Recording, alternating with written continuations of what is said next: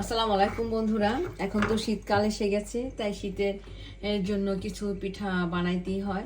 আমি আজকে একটু পিঠা বানাবো। এটাকে আমাদের দেশে সেমাই পিঠা বলে, আপনাদের দেশে কি পিঠা বলে আমি জানি না। তবে আজকে আমি একটু সেমাই পিঠা বানাবো, আপনারা সবাই দেখতে থাকেন। আমি প্রথমে চালটা ব্লেন্ডার করে নিব।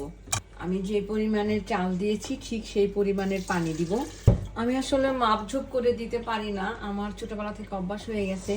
আমি চাল দেখলেই বুঝতে পারি যে আমার চাল থেকে ব্লেন্ডারে আমি যেই পরিমাণ চাল দিচ্ছি তার চাইতে এক এক আঙ্গুল পরিমাণ পানি আমি একটু বেশি দিয়েছি।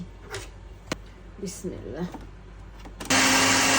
একটু বাটার দিব, পরিমাণ মতো একটু লবণ দিব। 2 মিনিটও লাগলো না আমার চালগুলা গুলা করতে। আমি এখন এটা দিব, সিদ্ধ করে নেব।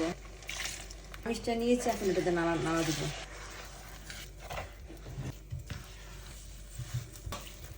বন্ধুরা, সেমাই পিঠা বানাইতে চালের গুঁড়ি লাগে না। চালটা এভাবে ব্লেন্ডার করে আপনারা বানাইতে পারেন এবং খুবই তাড়াতাড়ি এটা হয়ে যায়। এই দেখেন আমার এটা হয়ে যাচ্ছে, 5 মিনিটের মধ্যে এটা হয়ে যায়। এখন 1 মিনিটের জন্য এটা দম দিয়ে দিব। এটা চাউলের গুঁড়ি, আমি এই চাইনিজ চাউলের গুঁড়িটা ইউজ করি। এটার 2 লিটার দুধ নিব। আমি এখন আটাটা ছিনে নিব। আপনারা দেখতে পাচ্ছেন আমার আটাটা হয়ে গেছে, মাত্র 3 থেকে 4 মিনিট লাগলো। আমি এই পাটাটা নিয়েছি, এটার মধ্যে আমি সেমাইগুলা কাটবো, কারণ আমি ফ্রিতে কাটতে পারি না, ফ্রিটা লড়াচড়া করে। আমি প্রথমে এতটুকু আটা নিয়েছি, এখন আমি এটাতে ছড়া কাটবো।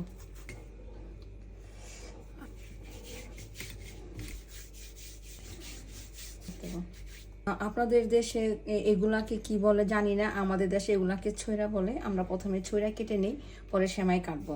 বন্ধুরা, আমি ছয়রাগুলো এভাবে কেটে নিয়েছি, এখন আমি সেমাই কাটবো।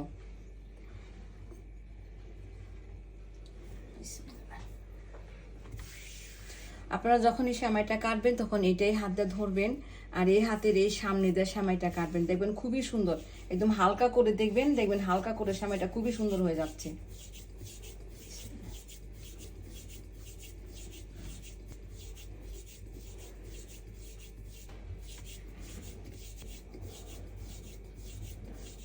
এখানে আমার সেমাইগুলো কত সুন্দর হয়েছে, একদম জয়দানা সেমাইয়ের মতো হয়েছে। দেখেন একদম চিকন চিকন সুন্দর সেমাই হয়েছে। আপনারা যদি এভাবে সেমাই কাটেন তাহলে খুব তাড়াতাড়ি, দেখেন আমি কত তাড়াতাড়ি এতগুলা সেমাই কেটে ফেললাম। আপনারা যখন সেমাই বানাবেন তখন এই সেমাইয়ের ছইরাটা হয়েছে মেন। এটা যদি আপনারা সুন্দর করে বানান তাহলে অটোমেটিক এই সেমাইগুলো এত সুন্দর হবে। এই সেমাইগুলো এভাবে সুন্দর হবে, এভাবে ধরবেন।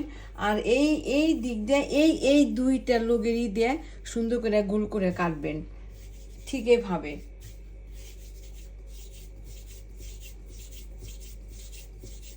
সেমাই কাটা একদম সহজ, যদি আপনারা তাড়াতাড়ি করে করতে চান তাহলে ঠিক এভাবে কাটবেন। একটু অবশ্য যারা নতুন তারা এত সহজে পারবেন না, তাদের একটু কষ্ট হবে, 2-3 বার করলে ইনশাল্লাহ হয়ে যাবে। দেখেন বন্ধুরা, সবগুলি সেমাই একই রকমের হয়েছে, একটাও ছোট হয় না, একটাও বড় হয় নাই। আসলে আমি আরো তাড়াতাড়ি কাটি, কিন্তু আপনাদের দেখাচ্ছি এই জন্য একটু ধীরে ধীরে কাটতেছি। আশা করি আপনারা এভাবে কাটতে পারবেন। এবং সেমাই কাটা খুব কঠিন কিছু না, শুধু একটু ব্রেনটা খাটাইতে হবে আপনি কিভাবে এটাকে ধরবেন। এই সেমাইগুলা কাটতে আমার 1 ঘন্টা লেগেছে। এটা কিন্তু কোনো প্লেট না, এটা একটা ডিশ, একটা বড় একটা ডিশ।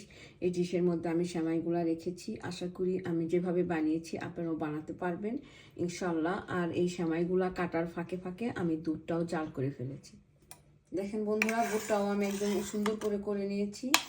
আমার দুধটা ফুটে গেছে, এখন আমি সেমাইগুলা ধীরে ধীরে দিয়ে দিব। এখন আমি ধীরে ধীরে সেমাইগুলা দিব।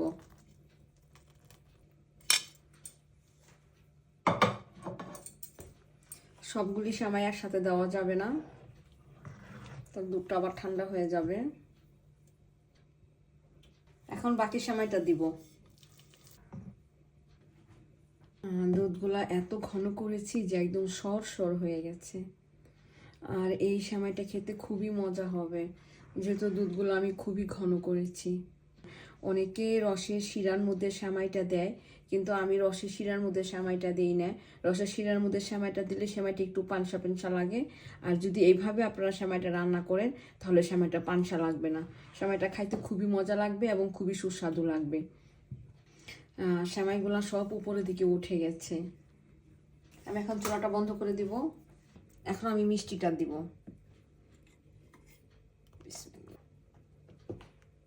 এই গুড়গুলা যেখানে বানিয়েছি আমি সেখান থেকে নিয়ে এসেছি। এই গুড়ে দুধ ফাটে না, তারপরও আমি এভাবে রান্না করি, যেহেতু আমার এভাবে রান্না করার অভ্যাস। আমি একটু টেস্ট করে দেখবো মিষ্টিটা কেমন হয়েছে। সেমাইটা ঠান্ডা হলে একদম গাঢ় হয়ে যাবে। এতটা টাইম আমার সাথে থাকার জন্য আপনাদেরকে অনেক অনেক ধন্যবাদ।